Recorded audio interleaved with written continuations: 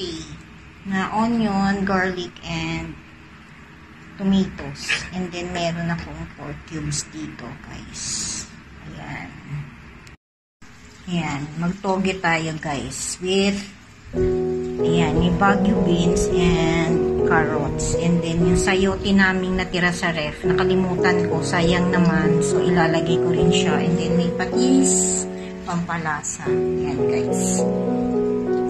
And natin yung pork, guys. Ito yung sahog niya, guys. Ayan. I-sear natin muna yung pork until golden brown. So, ayan, guys. Medyo, okay na, golden brown na siya. So, ilagay ko na dito yung aking mga isisipin. Ayan, luto po tayo ng veggies, toge with carrots, Baguio beans, and sayote. So, onion muna, guys. Ayan. Ayan ang aking tosote. And then, next dito yung garlic.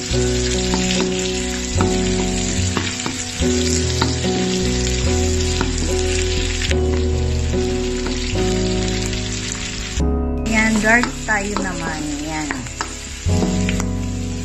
Ang dali-dali lang po mag-gisa-gisa ng ganyang veggies. Ayan. Basta masarap ang inyong sahog like pork, shrimp. Ayan. So, ayan. Garlic na tayo. Tomato.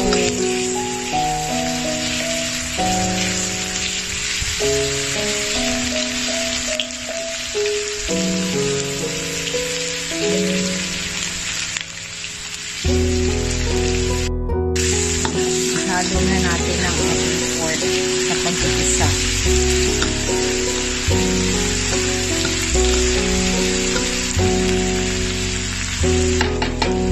Natin ang ground black pepper.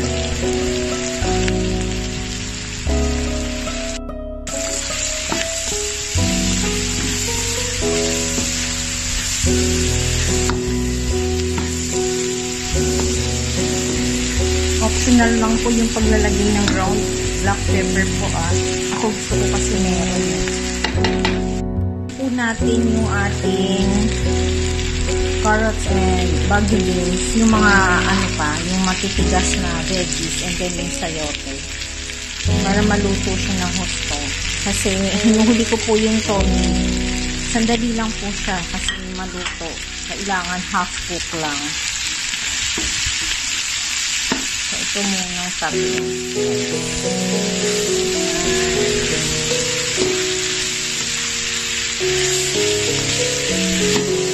Tapos lang natin itong tatlong veggies.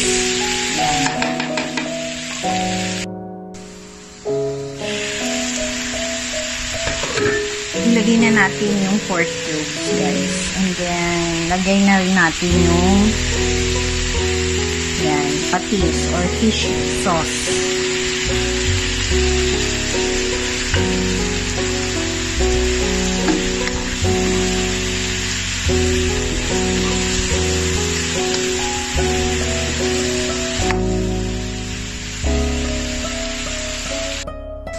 So, at this time, pwede na natin ilagay ang ating toge or bean sprouts.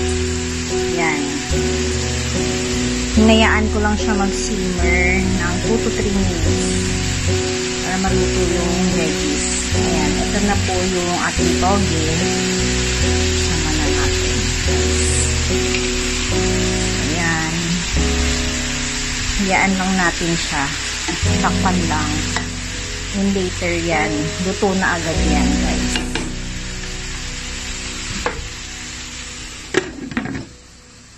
So, this is done na. Yung toge is, na to, half cook na. So, haluin natin, guys. Ayoko kasi ng masyadong lutoong toge, guys. Hindi na siya masarap. So, half cook lang siya. Nilagyan ko po siya ng half a cup of water para may konting sabaw. So, ayan guys. I think tapos na po. Okay na siya. Ayoko siyang matagal iluto kasi pumapangit na po yung toge. So, yan. Yan. Nang po natin siya. I-taste ko siya kung okay na. Tamang-tama lang po yung timpla niya, guys. So, ayan. Luto na po yung aking toge. Yan. With other veggies. Yan, guys. Ang sarap.